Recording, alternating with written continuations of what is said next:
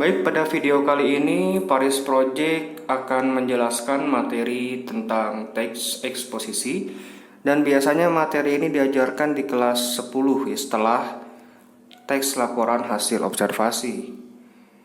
Nah, dari pembelajaran kali ini nantinya akan didapat definisi, ciri, dan jenis teks eksposisi, kemudian juga identifikasi teks eksposisi, pengembangan isi teks eksposisi, struktur dan kebahasaan teks eksposisi, dan yang selanjutnya penyusunan teks eksposisi.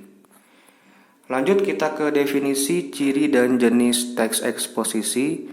Jadi seperti apa ciri khas teks eksposisi yang membedakan dengan teks lainnya? Nah, sebelumnya kita definisikan dulu ya, sesuai dengan literatur yang ada. Eksposisi itu apa sih? Nah, jadi eksposisi itu berisi paparan yang bertujuan menginformasikan atau menerangkan tentang sesuatu. Jadi kata kuncinya memaparkan atau menginformasikan. Itu kata kuncinya. Nah, kalau dalam bahasa Kamus Besar Bahasa Indonesia, eksposisi ini artinya uraian atau pemaparan yang bertujuan menjelaskan maksud dan tujuan. Ini sesuai juga dengan pendapatnya Godes Keraf. Jadi inti dari eksposisi ini memaparkan atau menerangkan atau menguraikan pokok pikiran gitu. Lanjut ke ciri khususnya. Nah, ciri khususnya eksposisi ini menjelaskan pokok persoalan secara objektif, tidak ada unsur subjektif dan emosional, kemudian juga gaya penulisannya informatif karena tadi ya tujuannya menginformasikan. Kemudian juga didominasi fakta. Itu ciri khas dari teks eksposisi. Nah, ini jenis-jenis teks eksposisi. Ada eksposisi definisi, kemudian ada analisis, klasifikasi, identifikasi, perbandingan atau pertentangan, ada eksposisi ilustrasi. Nah, untuk eksposisi definisi sendiri itu isinya pemaparan atau penjelasan tentang definisi suatu objek. Misal ada suatu benda, gawai. Nah, gawai itu didefinisikan. Kira-kira apa sih gawai itu? Kemudian ejaan misal, bisa didefinisikan apa sih kira-kira ejaan itu. Nah, itu contoh dari eksposisi definisi. Kemudian kalau eksposisi analisis, isinya pemaparan tentang uraian suatu masalah. Misal ada pemberitaan tentang jatuhnya pesawat. Nah, kira-kira apa penyebabnya jatuhnya pesawat tersebut, dianalisis. Biasanya ahli ya yang menganalisis. Kemudian ada eksposisi identifikasi. Nah, ini isinya pemaparan tentang unsur atau ciri dari suatu objek. Misal dipaparkan tentang jahe. Nah, kira-kira ciri khas jahe itu apa? Dari mulai warnanya, kemudian aromanya, unsur-unsurnya ada apa saja. Nah, itu contoh dari eksposisi identifikasi. Kalau eksposisi klasifikasi ini isinya pemaparan tentang pengklasifikasian suatu objek. Misal sampah diklasifikasikan, ada yang sampah organik, ada yang anorganik misal. Ada yang bisa didaur ulang. Nah, itu contoh dari eksposisi klasifikasi. Kalau eksposisi perbandingan atau pertentangan ini isinya pemaparan tentang dua objek atau lebih. Misal dijelaskan tentang siswa saat ini dan siswa masa lalu misal. perbedaannya di mana? Dari segi fasilitas belajar, kemudian dari segi semangat belajar itu dibandingkan. Itu contohnya. Kemudian eksposisi ilustrasi ini isinya pemaparan yang menggunakan ilustrasi tertentu. Misal, hidup ini bagaikan roda. Nah, biasanya menggunakan kata-kata seperti, bagaikan, laksana. Nah, itu ilustrasi, mengilustrasikan. Contoh lain misal, gawai atau HP ibarat pisau bermata dua. Nah, itu contohnya. Eksposisi dari ilustrasi.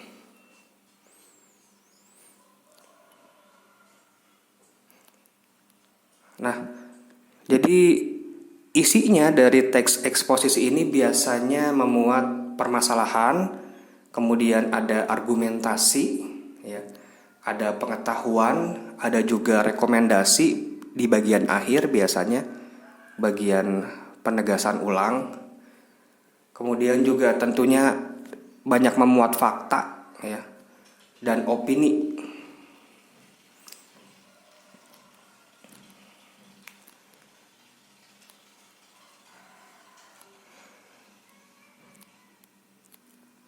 Nah, ini sedikit ulasan ulangnya. Jadi eksposisi itu tadi isinya pemaparan ya yang disampaikan kepada pembaca atau pendengar. Nah, jadi salah satu contoh pemakaian eksposisi ini bisa kita lihat di teks pidato. Ya. Di teks pidato itu isinya kan pemaparan, tergantung temanya. Bahkan teks laporan hasil observasi juga menggunakan paragraf eksposisi, ya, bisa yang klasifikasi, bisa yang definisi gitu. Nah, dan eksposisi ini kental akan argumen biasanya. Jadi argumen itu kan penguat pendapat. Nah, biasanya argumen-argumennya ini disertai dengan fakta-fakta pendukung, sehingga nanti pendapatnya kuat.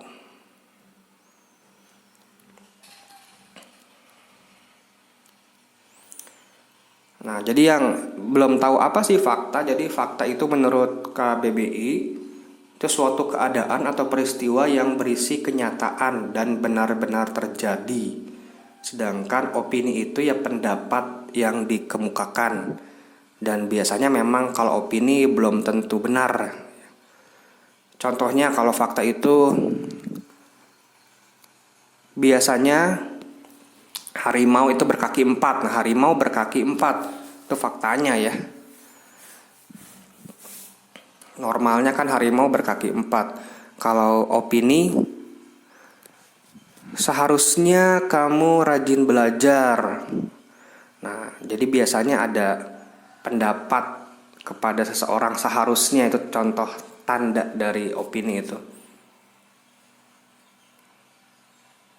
Atau sepertinya besok akan hujan. Nah, kata sepertinya dan kata akan itu bisa jadi ciri khas dari opini. Karena masih pendapat yang belum tentu kebenarannya.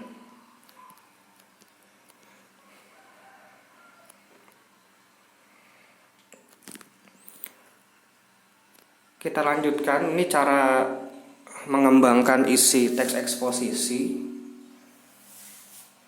Sekaligus juga sedikit mengulas tentang struktur dari teks eksposisi itu ada apa aja. Jadi kalau kita ingin mengembangkan eksposisi biasanya dari pendapat atau dari tesis, kemudian kita cari argumen-argumen pendukungnya. Itu cara mudahnya.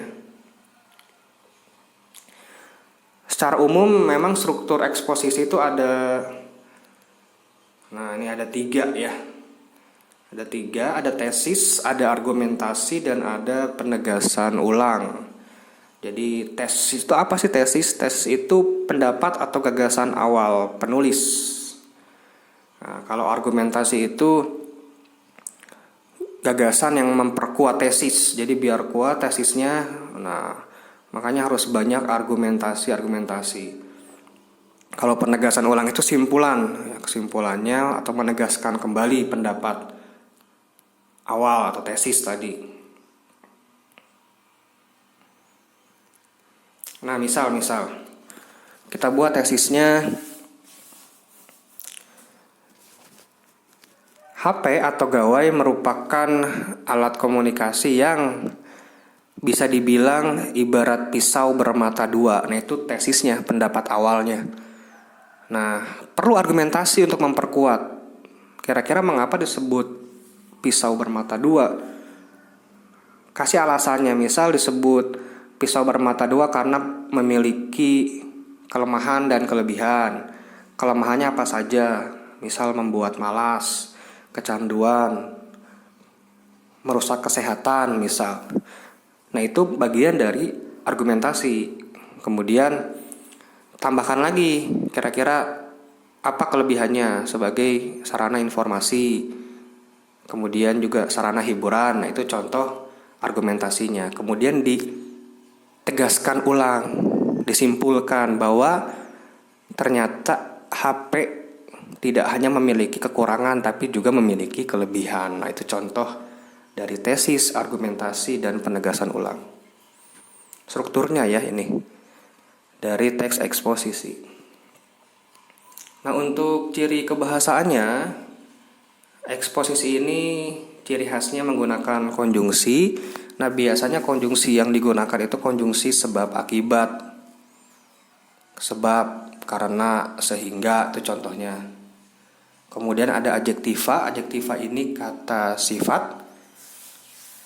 Contohnya baik, buruk, indah, cantik, itu contoh dari adjektiva. Kalau kemarin di teks laporan hasil observasi itu ada verba atau kata kerja dan ada nomina atau kata benda. Nah, kalau sekarang di teks eksposisi ada adjektiva atau kata sifat. Kemudian ada pronomina. Nah, pronomina ini kata ganti ya, kata ganti. Contohnya bisa kata ganti orang, contohnya saya. Kemudian kamu, Anda, itu contoh pronomina. Itu kata ganti. Verba juga masih digunakan dalam eksposisi kata kerja. Contohnya merupakan, adalah, itu verba, dan afiksasi atau kata berimbuhan. Ada juga istilah-istilah tertentu ya, atau kata-kata teknis juga digunakan dalam teks eksposisi. Nah, bagi yang ingin mengetahui lebih dalam tentang afiksasi, ada juga di video ini ya, tentang afiksasi. Verba juga ada, verba transitif, intransitif, itu juga ada di channel ini, silakan dicari.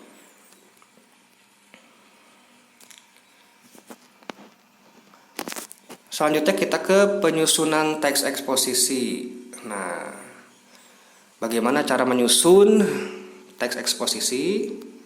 Pertama tentunya harus menentukan topik dulu, kira-kira topik apa yang akan disajikan dalam eksposisi. Bisa juga memilih jenis teks eksposisinya, mau eksposisi definisi, analisis, klasifikasi, identifikasi. Nah, kemudian tujuannya apa? Itu tentukan tujuannya, buat kerangkanya atau poin-poin pentingnya. Misal ingin mengklasifikasikan sampah. Nah, silakan buat kerangkanya, sampah organik, misal sampah anorganik, atau sampah yang bisa didaur ulang dengan yang tidak.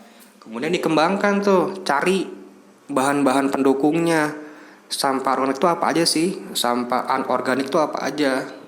Sampah yang bisa didaur ulang itu apa aja? Dikembangkan, dicari dari berbagai literatur.